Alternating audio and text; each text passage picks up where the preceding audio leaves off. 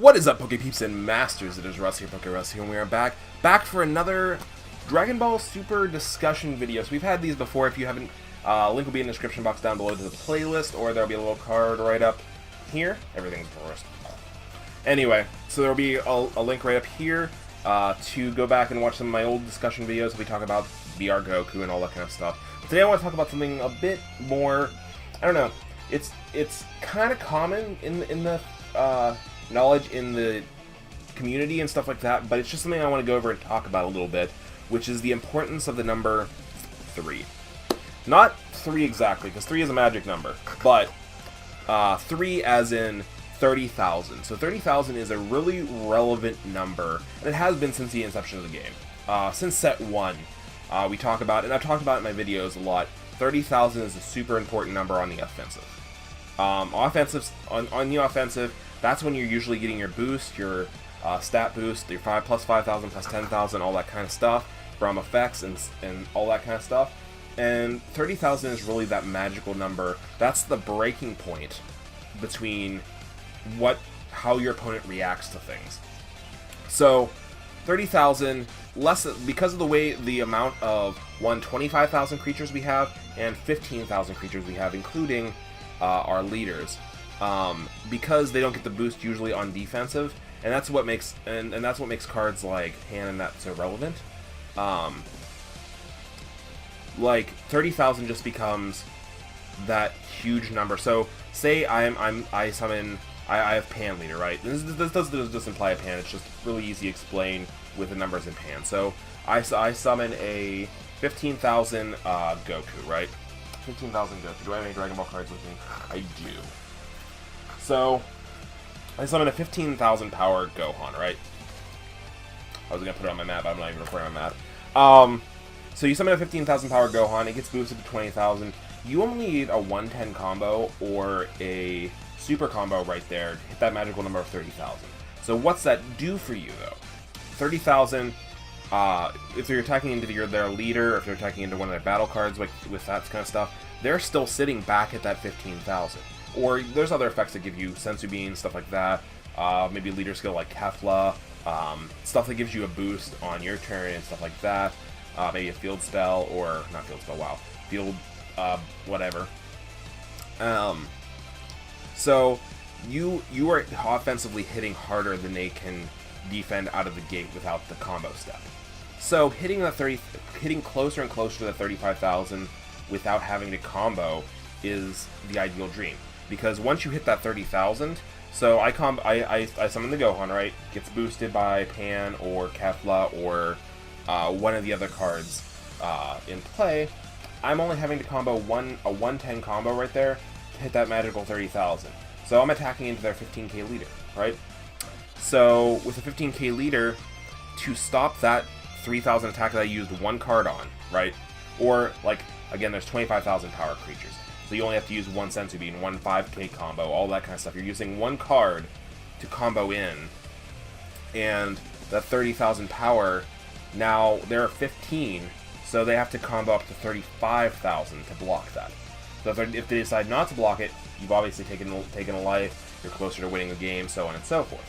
If they decide to block that, they're base 15 usually, or base 25, or 20. So to beat that, they have to hit 35. So 15, they're going to have to use 3 5k combos.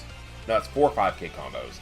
20k, they're going to have to use 3, and 25 is 2. They have to use a 110 or a super They have to use 2 110 or super combos. So same with 20,000, or kind of, there's a mixture.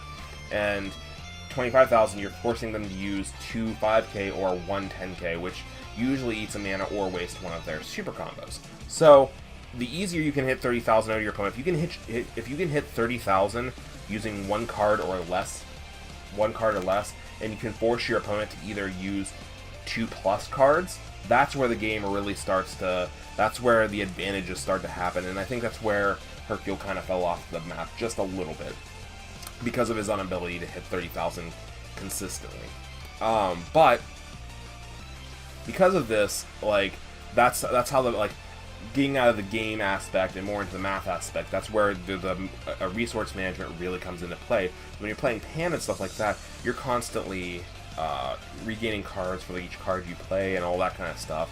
And other cards like that, with our leaders being able to draw on both sides, it's huge and stuff like that. So resource management is huge. So every time that you can spend one card to minus them 2 cards, that's obviously a plus.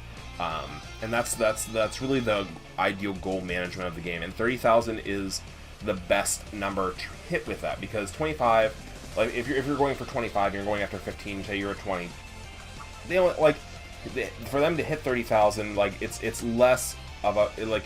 It's more likely they're going to have a 20 or a 20 or a 15. Like, you know what I mean? The way you're spending, you're probably going to have to spend at that point equal amount of cards to get them to just go, like, you're going to spend 2 cards to make them hit 1, like, or you're hitting 1-in-1 cards. So, under 30,000, they're hitting, you're usually exchanging 1-in-1 cards, right? Oh, this is the hand. This is the hand I need to move in. You're exchanging 1-in-1 cards. After you hit 30,000, 35,000, stuff like that, you're now wasting 2+ cards to potentially only take 1 to 2 life, which in that aspect you're not actually gaining enough momentum, because especially if it's not critical, they're gaining those 2 life to hand and all that kind of stuff. So you're not actually doing the correct exchange there. The 30,000 is actually a really beautiful number that you want to try. Like, I'm not suggesting that you go into every match, every attack you're trying to hit 30,000. Like, you're going in with your Ginyu deck and being like, oh man, every turn making these Ginyus 30,000, because you have to see what the resource management is worth. So that's why some of the times 1500 power attackers are super nice when you have a bunch of them on field, because each time you attack, even though you're matching them, you win on matching, and that's the important thing. That's where the 30,000 comes in. So 1500s, every time they're doing that, they're wasting 1 card for your 0 cards. And that's kind of the basis of that, just put to an extreme and more of what you're wanting to achieve overall in the game. So if you're kind of like, if you have if you're like a mid-range style deck, or any kind of deck really, and you're really trying to just push for those prize cards, battle rewards, life cards, whatever you want to call them, you're pushing in with that 30,000 in the aspect of they're either wasting this many cards to get out of the situation, or you're taking this many life, which is bringing you that much closer to win the game. Because if you're only playing 1 card to hit that, to get them to take that life, and that life puts you in a position where you can just combo like 1 to 2 cards next time, like with a Champa or something like that, you've obviously won that exchange still. So that's kind of what I wanted to talk about today. These videos are kind of shorter, but they're just overall just information that I kind of want to pass on to you guys, just discussion videos. What do you think about the theory of the 3,000 combo, or 30,000 combo? Do you agree with me? Do you disagree? Is there a better number? Or have you just not thought about this? Or like, have you subtly thought about this and just like, that makes sense?